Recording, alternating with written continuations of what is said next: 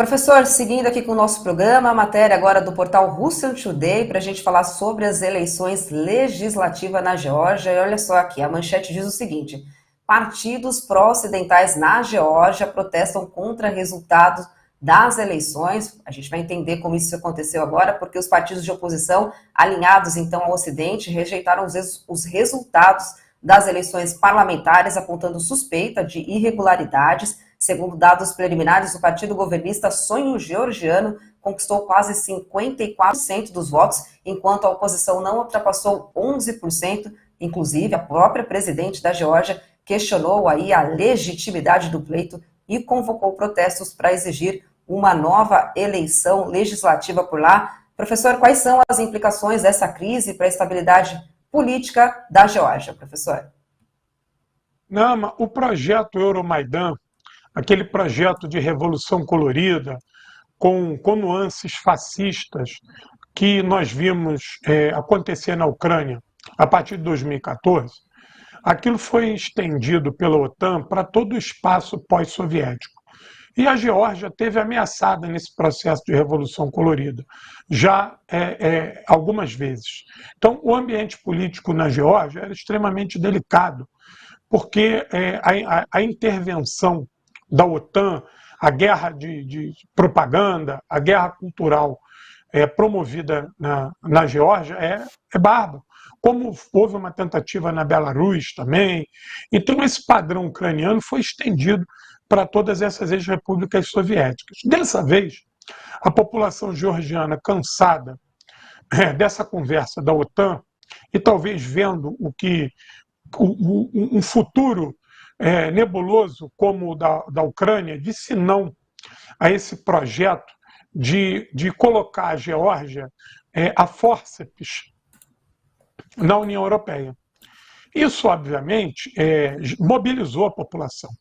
E a turma que era a favor disso, que é a turma da grana, porque por trás desse desejo de ser europeu, entre aspas, estão as multinacionais europeias, está o capital europeu, estão os bancos europeus que se apossam, né, das riquezas desses países e colocam eles como países subordinados, sem a menor independência.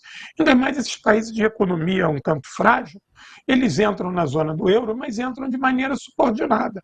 Não entram, não há ganho econômico vital, não há mudanças de status quo, não existe transformações estruturais.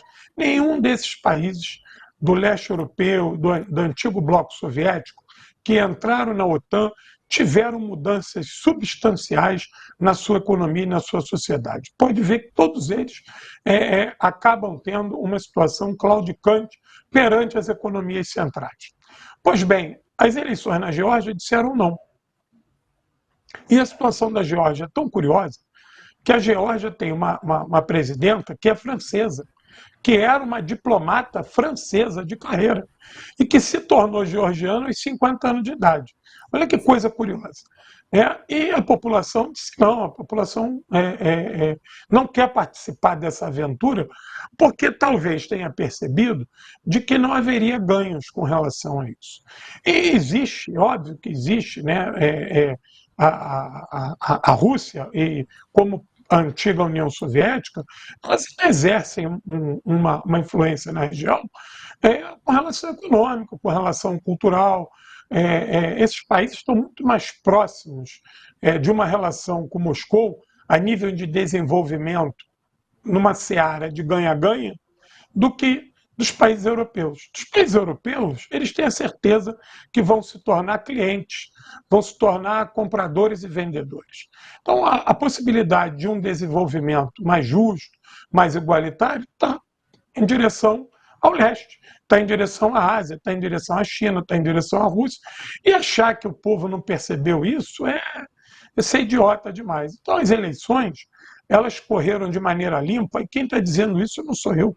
Quem está dizendo isso são os observadores da União Europeia. Todos eles disseram que a eleição correu de maneira limpa, que não houve intercorrência significativa. Pode ter havido coisas pontuais, mas nada que alterasse o rumo do processo eleitoral. Pois bem, como o povo foi soberano, a União Europeia não gostou. E aí entra todo aquele maquinário de mentiras midiáticas, dizendo que foi influência russa, que teve compra de voto, que as urnas foram fraudadas, que algo aconteceu de errado. Veja, há pouco tempo atrás, na Romênia, as eleições foram muito apertadas para que a Romênia entrasse na OTAN, muito apertadas.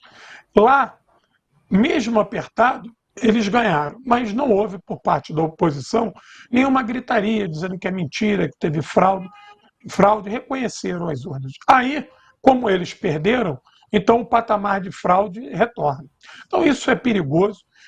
As manifestações que estão acontecendo na capital Tbilisi são perigosas, isso pode tomar um contorno de um golpe de Estado. O papel que essa presidenta está tendo é lamentável, ela não está respeitando o desejo das urnas. O primeiro-ministro eleito, ele é uma pessoa que é de agrado popular, diferente dela, então está estabelecido um conflito que, a priori, está no campo institucional, mas isso tende a se alastrar nas ruas, e esse discurso de que a Rússia tem envolvimento, isso é muito ruim, isso é perigoso. Veja, não.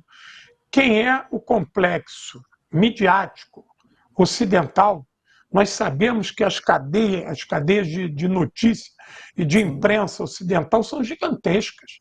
Eles são donos da internet, são donos do algoritmo, são donos dos maiores buscadores e provedores de internet, são donos das maiores cadeias de televisão, cinema, produção artística.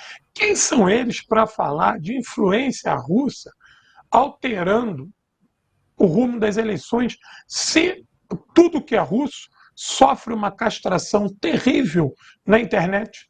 Como isso? Então essa desculpa ela é mentirosa e risível.